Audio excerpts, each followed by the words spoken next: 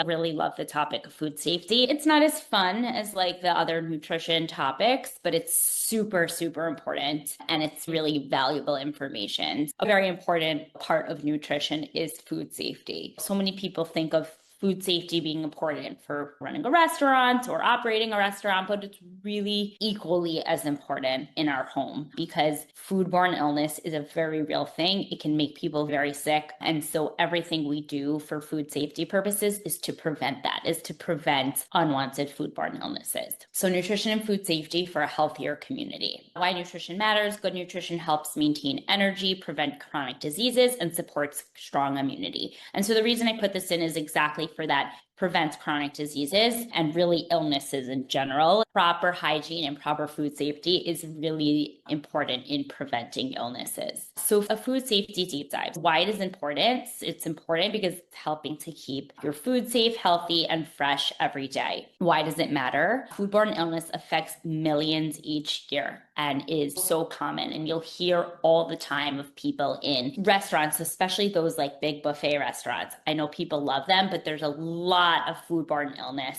that can happen in those because food safety, as much as they try, it's a little bit more difficult to oversee all of that because you have tons of people at the buffet taking food. Sometimes they're a little bit longer than it should be. When the CDC is going to look, if there's a foodborne illness, if there's like an outbreak somewhere, they'll go back, try to find the source. And a lot of times they stem back to those big buffet types of restaurants. So as great as they are, and a lot of the times you get a lot of bang for your buck, if restaurants are not careful, we see a lot of foodborne illness. Illnesses can range from mild to severe and can sometimes cause irreversible damage. And really just good habits prevent sickness, and they also will prevent waste. So it's going to be super important too. And the waste part, we'll speak a little bit later about how we handle leftovers. So understanding foodborne illness, the causes are bacteria, so things like Salmonella, E. coli, these are real things. I know you've heard of them. They sound scary. They actually are. We can feel better from them, but you'll feel really sick at the time. And also from viruses, so norovirus and also cross-contamination. Norovirus, a lot of you maybe have heard like on cruise ships, like norovirus can spread so quickly on a place like a cruise ship because somebody can be sick and then go near the food and it spreads super, super quickly. And then before you know it, half of the cruise ship is sick with norovirus. So you see that very commonly in places that people are very close together, and it usually starts from food, but can then pass very quickly outside of food. Bacteria, the Salmonella and E. coli, that's really just comes from food. Norovirus can start from food, but then can spread even not through food. Symptoms are nausea, vomiting, diarrhea, fever, lethargy, all of them. If we do have them and they're very severe, it's very important to seek medical care because, for example, if somebody does have a norovirus and they have a virus, it will usually pass. But sometimes we may not know that we actually have bacteria. So we actually have Salmonella, we actually have E. coli. A lot of times we actually need an antibiotic to kill those bacteria, to kill the bacteria. Many times we need an antibiotic. A lot of times people get them when they travel to different countries. Sometimes some of the foods your body's not used to or the water may contain those bacteria. And so you may think you're just sick, but really you have the bacteria and you actually need to be on antibiotics. So it's very important that we seek medical care if we do feel sick, especially after travel. But even if it's not travel, if you feel really sick and it's not passing like within 24 hours, it's likely that it's a bacteria and it's super important to go to seek medical care. So what can we do? There's definitely things that we can do in our own homes. Obviously, we don't have as much control when we're at a restaurant or we're at an event like a wedding or something like that, but what can we do at home? We can wash our hands for 20 seconds before handling food. And what we always tell little kids, but I always will tell adults this too, is sing the happy birthday song. That should get you to the 20 seconds. Sometimes it's a little bit more, but it will get you to at least 20 seconds. We want to wash our hands really well with warm, soapy water. It's going to be super important to wash our hands. That's rule number one. We want to clean our counters, our cutting boards, and utensils with hot, soapy water too. Sometimes we'll just be like, oh, let's just wipe it off with water or a little bit of soap. We really want to clean it off. We want to make sure that it's clean. We want to rinse our fruit and vegetables before eating them. And we also want to sanitize our surfaces regularly. Avoid cross-contamination. So we want to have separate cutting boards for meat and produce. And that's going to be super important. And if you don't do that, then you should really wash that cutting board very well. But our knives and our cutting board should be different if we can. Raw meat and then cutting vegetables is like one of the number one reasons for foodborne illness. Store raw meats on the bottom shelf of the refrigerator. And the reason for that is because when we have raw meat, sometimes like the juices will drip and it will drip on other foods. And then the whole refrigerator can essentially contain that foodborne illness. So always store raw meats on the bottom shelf of the refrigerator. I also like to store it in like a tin. So if anything does drip, it goes into the tin and you can always reuse that tin. But that's what I like to do. We really want to make sure that it's not dripping onto other foods, and never reuse marinades used on raw food. So if we have a marinade that we used on a raw food, we don't want to reuse it. That should go right into the garbage. I know sometimes it's upsetting because there's a lot left, but it will end up benefiting you. So now proper food temperatures. This is going to be super, super important. So first we'll talk about what are just like general proper food temperatures, and then we'll talk about specifics, what internal food temperature should be for different foods. So proper food temperatures is keep cold foods below 40 degrees Fahrenheit. So our refrigerator should be 40 degrees or below. If it's more than that, we're going to want to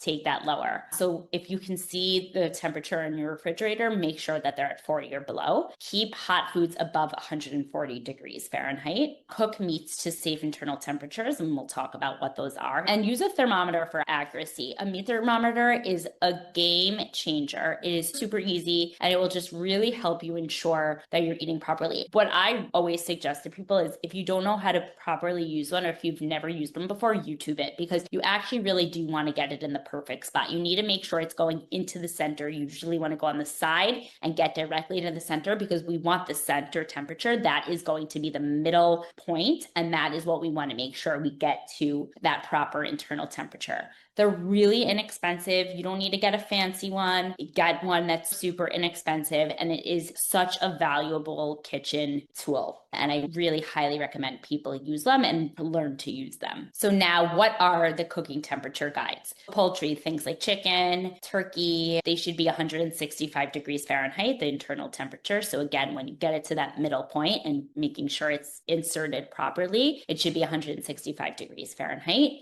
Ground meats should be 160 degrees Fahrenheit. We really don't want to eat raw ground beef or raw ground meat. Fish should be 145 degrees Fahrenheit. Fresh meat could be 140 degrees or more. 140 is usually going to be like medium rare or like more rare, which is okay. It's safe to eat that. If it's less than that, we should cook it a little bit more. And then leftovers, we want to heat leftovers up till they get to 165 degrees Fahrenheit. That's going to make sure that we're getting rid of all of any bacteria that may be on the food from just being a leftover, having been processed already. These are general guides, and they're going to be super important. So handling leftovers safely. This is going to be really important. So when we're entertaining, right, we'll cook something, and then how do we know when to put it in the refrigerator? We don't want to put it in the refrigerator too hot, because there's this connotation that when you put it in too hot, it's going to ruin that food. But actually what's going to happen is the refrigerator temperature can raise, and then everything else in the refrigerator can spoil. And like we said, we want the refrigerator temperature to be 40 degrees or below, and we don't want it to get higher than that. So we want to refrigerate our food that's been cooked or that's been out being served within 2 hours. And if it's outside, like in 90-degree weather, it should really be 1 hour. We don't want it in our refrigerator. We need to get rid of it then if it's after that, because the warmer, the more bacteria can grow on that. When we do cook something like a soup, let's say, or a stew, put them into shallow containers so that they cool faster, so you don't have to leave it out as long before you put it in the refrigerator. You want to reheat leftovers to 165 degrees Fahrenheit before eating. And then storage is going to be really important, just making it really organized for yourself. So label leftovers with dates. Eat refrigerated leftovers within 3 to 4 days. They can stay in the freezer for longer. I don't really like to give like a timeline for the freezer because it's pretty much a preference. I would say if something's been in the freezer for 4 to 5 months, it's usually time to get rid of it. But within that time, you can probably eat that and it's totally fine. But refrigerator 3 to 4 days, and then it should be out. And just keep your fridge clean and organized, making sure you're wiping it down, making sure if things do drip, it's being cleaned properly, it's being sanitized properly, just making sure that it's clean. This is a very important measure in making sure that our food stays safe and healthy. When in doubt, throw it out. And that is my motto when it comes to food and leftovers. Never taste to check for safety, right? We never ever want to taste. Watch for color, odor, or texture changes. If something looks off, it's probably off. we should get rid of it. We don't want to take chances when it comes to that because we can get really sick. And discard expired or questionable foods. So I think all of that really comes to the when in doubt, throw it out. And it's really true. I know it's very difficult for people to get rid of things and not waste food, but it's not worth feeling so terrible and needing to deal with bacteria or other viruses that come from food. So now raw fish safety. When we are shopping for raw fish, we want to choose fish that's labeled either sushi grade or previously frozen. We never want to buy fish that's been previously frozen and then put it back in the freezer. If it's still frozen, that's fine. But once we defrost something, especially fish or meat or anything, we really don't want to put it back in the freezer because that is not healthy at all, and foodborne illness grows very much that way. And the reason why you want to buy the sushi grade or previously frozen is because the freezing kills most parasites. Fresh is definitely going to be a little bit more risky, but usually when it's the sushi grade, they do their research and making sure that it's super fresh, it's okay to eat. But fresh, never frozen fish can carry more risk, and it's just something that you need to be aware of. Definitely want to buy sushi grade or previously frozen. Previously frozen also will typically be less expensive than sushi grade. And it is a little bit of a safer bet just because you are likely killing whatever parasites might be on the food. We definitely want to keep raw fish refrigerated at 40 degrees or below until we're using it. Prepared on a clean surface away from any other foods. Consume it immediately. We don't really want to save leftovers. I will say sushi, if you have, you can put it in the fridge for maybe a day, but if it doesn't look right or if it changes in color, anything like that, I would get rid of it. I usually try not to keep leftover raw fish, but usually a day is okay. I would not keep it more than that. And then people with weakened immune systems, like pregnant women, I'm sure you heard of people with cancer who are going through cancer treatments, and other people who maybe are a little bit older and their immune system is a little bit weaker, should really just avoid raw fish altogether because there is a higher risk. It could be a little bit easier to cause foodborne illness, and foodborne illness can be more dangerous in those people. It's not likely that they're more at risk, that they're 100% going to get it.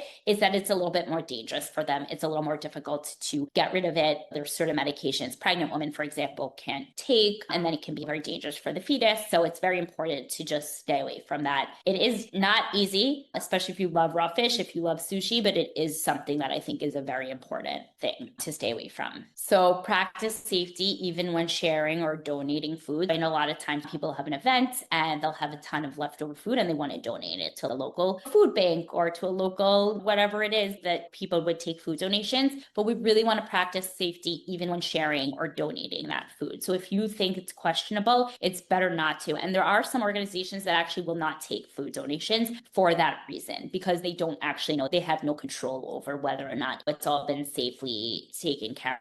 We also want to keep perishable foods cold during transport. That's going to be very important. A lot of food delivery trucks, they have refrigerated trucks and everything for that reason. And educate others in your home or your community. It's important to keep everyone in your home and your community safe from foodborne illness. It's important for everyone to be aware of anyone that may handle food. It's important for them to know all of this. This is really valuable information to teach to everybody. The key takeaways is to clean, separate, cook to the proper internal temperatures, chill properly. And these steps will really help prevent most foodborne illnesses. And they're very important steps to take. And that's really it. It's super simple. And just again, if you're unsure about something, it's really not worth it because you can feel so sick. If you have never had a foodborne illness, really kudos to you, but you don't want one. So really take all of these key takeaways for your home.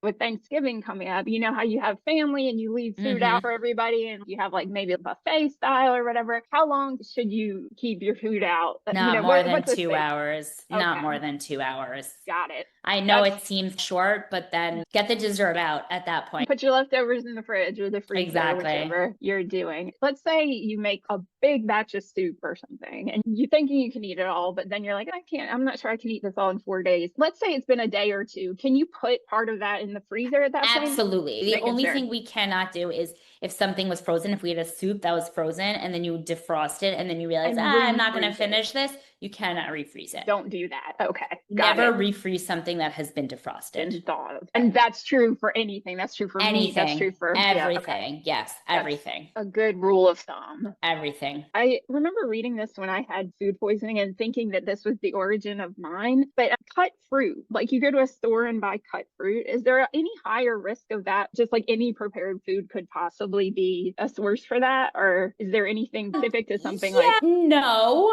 not really. Definitely if something starts to look not good, then I would get rid of it. But no, it's not like at a higher risk. Okay, cool. Good to know. Because every now and then it's nice to have the pre-cut stuff. I'm a big pre-cut fruit person. So the best thing to do about defrosting meat or chicken, or I'm going to say meat and chicken, like raw meat and chicken, is to leave it at room temperature until it becomes to room temp. Sometimes they'll say, oh, you can put it in the microwave a little. All of that makes me nervous. And the best way, you can put it in room temp water. You can put it in not freezing cold water. You can put it in lukewarm. That's fine. Or leave it out in room temperature. But I would not put it like in the microwave and start messing with that. Same for just thinking about Thanksgiving coming up, defrosting turkeys. A lot of people definitely do it in water, lukewarm water. You can do it in lukewarm water, but that may speed it up a bit. But if you can put it out, if you have a frozen big turkey, like you can put it out the night before and in the morning it will be at room temp. Gotcha. I know that seems like a little nerve-wracking, but something big like that. For me, what I'll do is if I'm defrosting chicken, let's say that I'm making chicken for dinner, I'll take it out in the morning. And then like usually by midday, it's at room temp and then I'll put it in the refrigerator or cook it. You can also put it in the fridge. It will take a much longer time, but you can still put it in the refrigerator. I do that with, say, something like a frozen soup or something. It's the next day or so, I'll put it in the refrigerator and then it'll be defrosted.